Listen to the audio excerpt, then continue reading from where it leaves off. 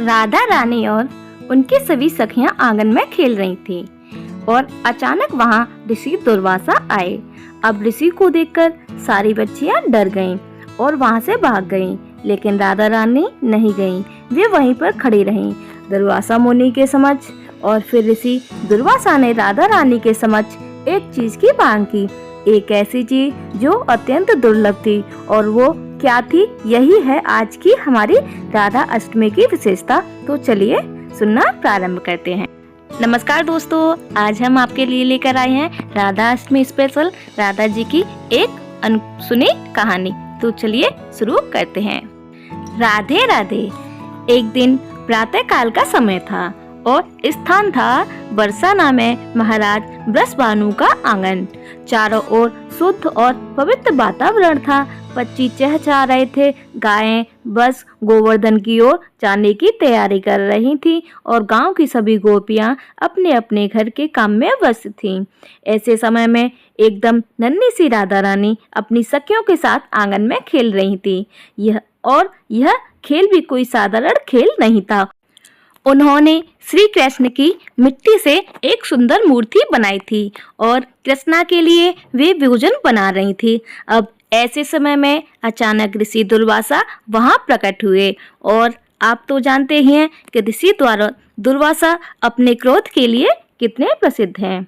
उनकी सेवा करके उन्हें प्रश्न करना तो दूर की बात है, लेकिन उनके सामने भी खड़े रहना पड़े तो सभी लोग भय के मारे कांपने लग जाते हैं। तो बस यह बात राधा रानी और उनकी सखियां भी जानती थी।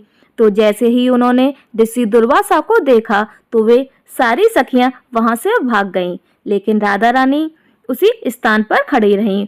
उनके शरीर की दिव्य आभा को देखकर दुर्वासा मुनि समझ गए कि ये कोई साधारण कन्या नहीं है, यह स्वयं वृंदावन ऐश्वर्य श्रीमती राधा रानी है। उन्होंने मन में ही उन्हें प्रणाम किया और फिर राधा रानी से कहा, मुझे अत्यंत भूख लगी है, क्या आप मुझे थोड़ा खीर प्रसाद दे सकती हैं? तो राधा रानी ने उनसे कहा, प्रणाम ऋषिवर, मैं अवश्य आपके लिए खीर प्रसाद लेकर आती हूँ। आइए कृपा करके आसन ग्रहण कीजिए। यह कहकर राधा रानी अपनी माता कीर्तिका के पास गईं और उनसे कहा, मैया मैया, हमारे घर में महान ऋषि दुर्वासा पधारे हैं और वह मेरे हाथों से बनी हुई खीर खाना चाहते हैं।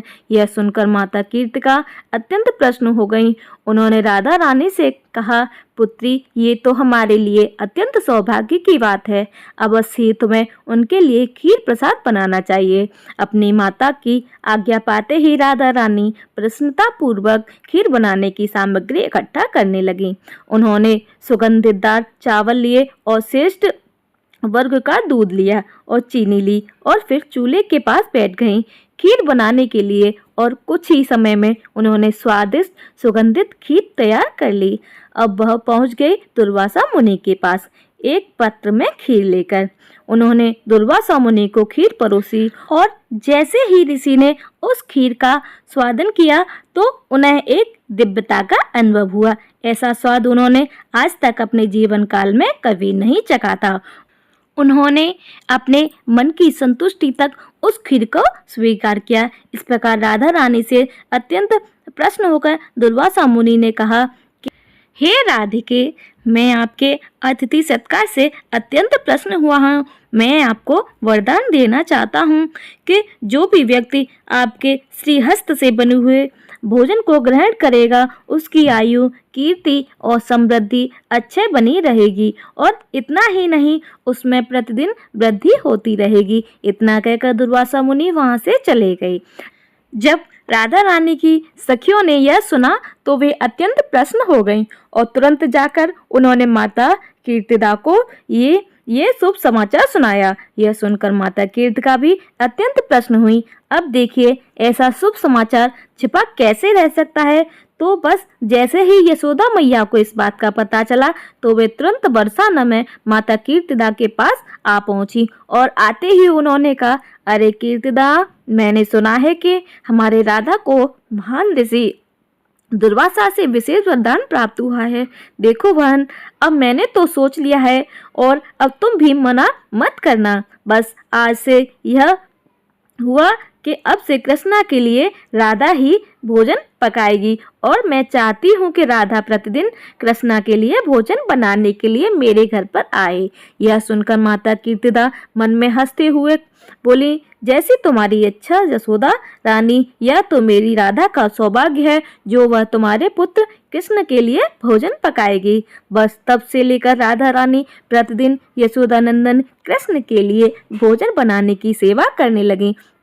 तो बस यही है रहस्य कि जहाँ कहीं भी श्री कृष्ण के लिए भोग बनता है उसे राधा रानी की रसोई के नाम से क्यों जाना जाता है, क्योंकि भगवान के लिए जो भी भोग बनाया जाता है उसका परीक्षण सीधा राधा रानी द्वारा किया जाता है और राधा रानी ही उसे भोग को भगवान श्री कृष्ण के पास लेकर जाती हैं और तब श्री कृष्ण उसका स्वीकार करते हैं। इसलिए कहा जाता है कि जब तक हम भगवान श्री कृष्ण को भोग अर्पित करें तो उसे पहले गुरु को अर्पित करें और फिर राधा रानी से प्रार्थना करके उनके द्वारा ही भगवान को अर्पित किया जाना चाहिए, तभी भगवान श्री कृष्ण उनका स्वीकार करते हैं। वैसे आज के समय में कई लोग श्रीमती राधा रानी की वास्तविक सर्वोच्च स्थिति को समझे बिना ही भावनात्मक भक्ति करने लगे हैं, लेकिन वास्तव में राधा रानी कौन है ये हमें अपने आचार्य की शिक्षाओं के माध्यम से जानना भी उतना ही जरूरी है।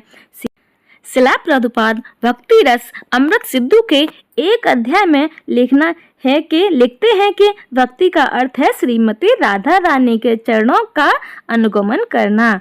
कई बार हम वशिष्ठ आचार्य का अनुकरण करने लग जाते हैं और ऐसा करते हुए हम श्रीमती राधा रानी के प्रति अपराध करते हैं। वास्तव में भक्ति आध्यात्मिक जगत का कार्य है जो कि साक्षात श्रीमती राधा रानी के नियंत्रण में है और भक्तगण श्रीमती राधा रानी के दयालु स्वरूप का ध्यान करके सदैव उनसे प्रार्थना करते हैं कि उन्हें भगवान श्री कृष्ण की शुद्ध प्रेम भक्ति प्राप्त हो। यदि हम राधा रानी के माध्यम से श्री कृष्ण के पास जाएंगे तो हमें सरलता से उनकी कृपा प्राप्त हो सकती है। यही कारण है कि श्री चैतन्य महाप्रभु ने हमें ये शिक्षा दी है कि हम हरे कृष्णा महामंत्र का जाप करें। हरे कृष्णा महामंत्र में जो हरे शब्द का उच्चारण करते हैं वह वास्तव में श्रीमती राधा रानी का संबोधन है, जहां हमें श्रीमती राधा रानी से प्रार्थना करते हैं कि वे हमें श्री कृष्ण के सेवा में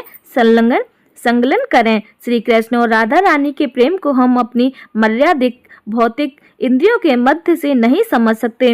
गुरु यानी प्रभुपाद की शिक्षाओं का आश्रय लेना होगा और शिला प्रभुपाद कहते हैं कि जब हम पूर्ण रूप से वेदी साधना प्रकृति का पालन पोषण करेंगे, जब हम पूर्ण रूप से परिपक्व हो जाएंगे, तब श्री कृष्ण स्वयं सहायता करने हमारे हृदय में प्रकट करेंगे। लेकिन याद रहे यह कार्य बड़े बड़े ऋषि और योगियों के लिए भी दुष्कर है, इसीलिए हमें ऐसी सहज व्रतियों से सावधान रहना चाहिए। यदि हम वास्तव में राधा अष्टमी उत्सव मनाना चाहते हैं और श्रीमती राधा रानी की कृपा प्राप्त करना चाहते हैं तो हमें अपने आचार्य के आदेश का पालन करते हुए हरे कृष्ण महामंत्र का ध्यान पूर्वक जाप करना चाहिए। वेदी साधना भक्ति का पालन करना चाहिए और प्रामाणिक गुरु के निर्देशन में शास्त्रों का अध्ययन करना चाहिए। जब श्रीमती राधा रानी यह देखती हैं कि हम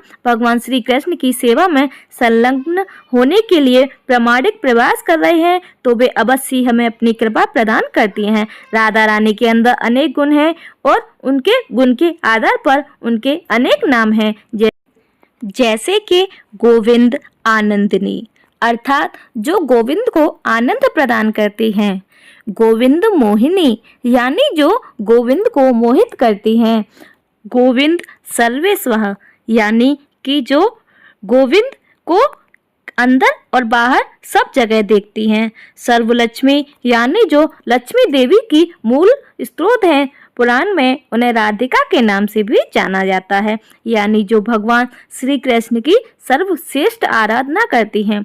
तो ये थी आज की विशेष राधा अष्टमी कथा।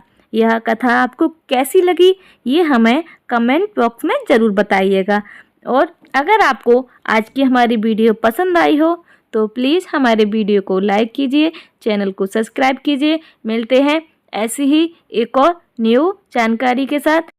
तो सभी भक्तगण हाथ जोड़कर बोलिए बरसाने वाली की जय, बोलिए राधे राधे।